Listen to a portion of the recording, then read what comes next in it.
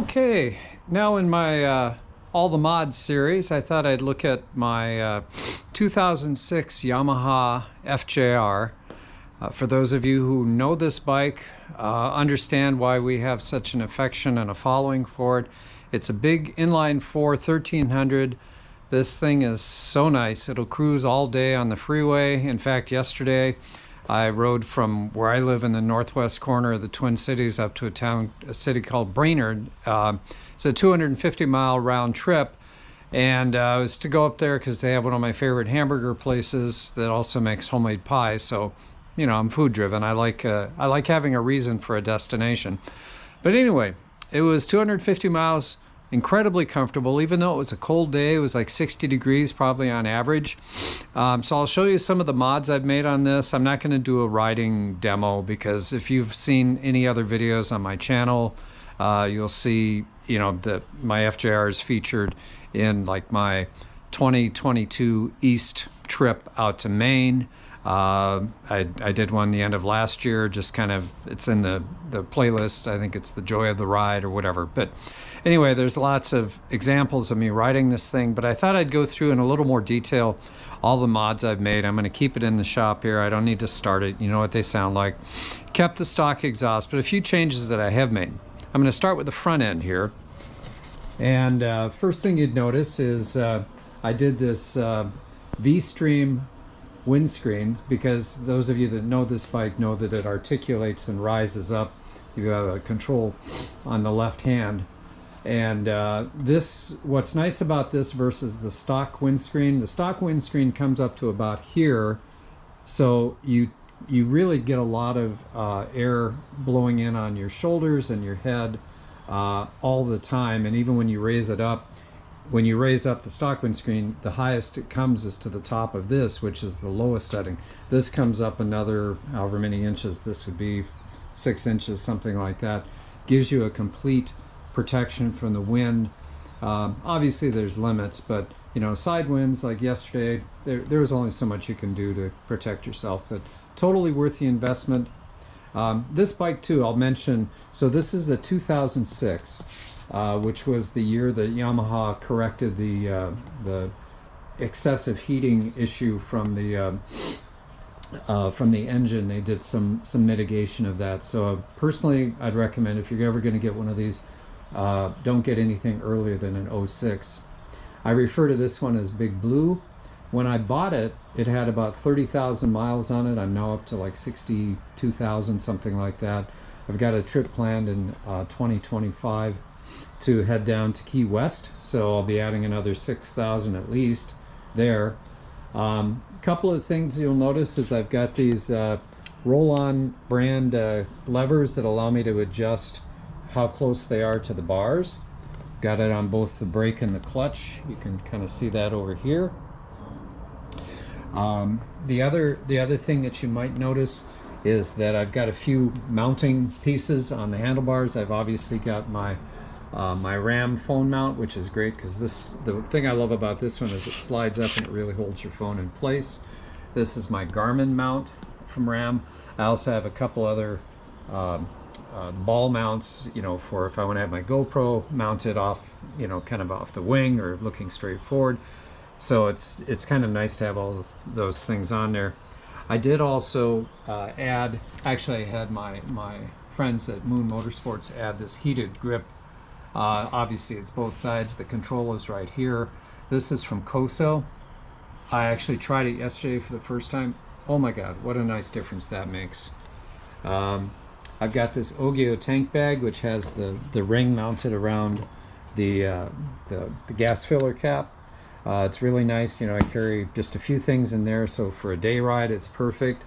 The other thing I did, and you'll notice this on the back, is I got rid of the stock tailpiece. That's this guy here. Took it off and found, oops, I'll try not to drop that, and found this alternative one. It's actually from a place in Russia, I believe, that makes this. Very heavy duty, nice as heck. This mounts on it, so I can have 2 packs on here when I do longer tours. Plus I have the hard bags that go on the sides here anyway. So I've got plenty of capacity for cargo. It's, you know, there probably isn't anything I can't take with me for even a tour that might go as long as a month.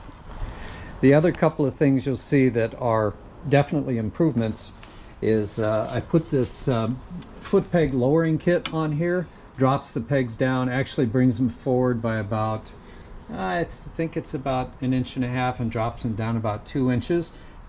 Makes it a little bit nice for your passenger to get on and off, little less height given. And then it included this this heat guard. There's one on each side, obviously, to keep their heels, you know, this guard here, keep them from burning their heels or melting their shoes on the pipe. The other thing that I did that was, I think, an absolute must on this bike is I upgraded both the front and the rear seats to the Sargent brand of seats.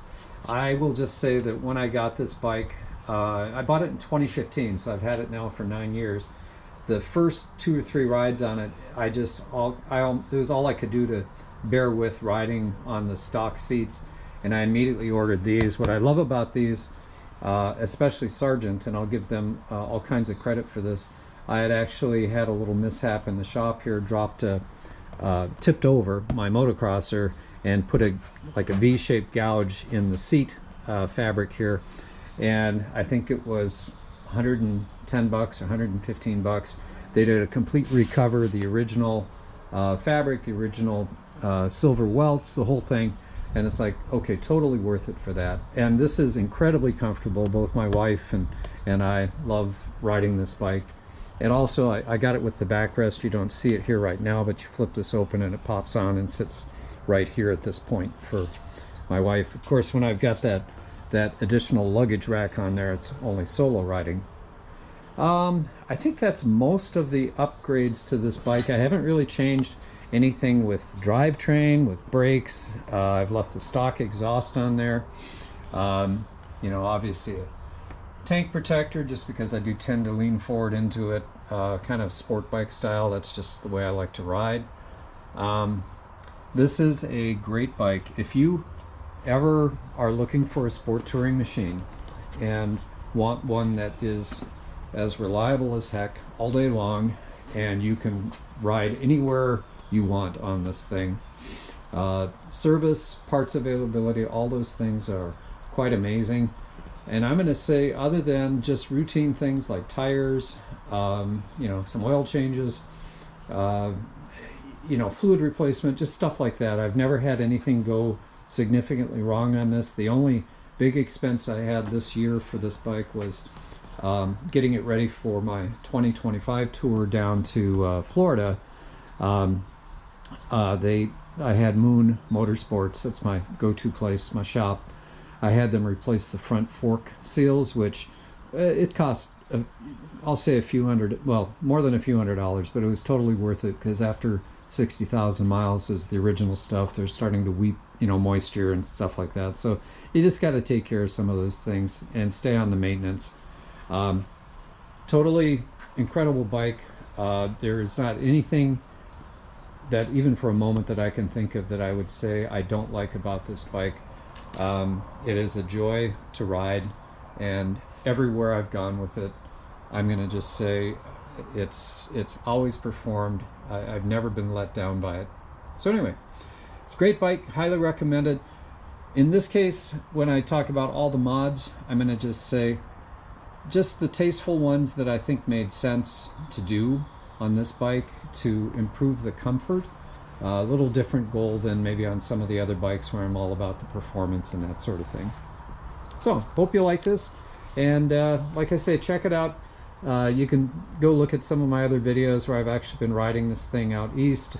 I'll be adding another series next year after I do my trip down to Key West, and you know, hopefully riding through Arkansas and all kinds of places down south that I haven't been to before.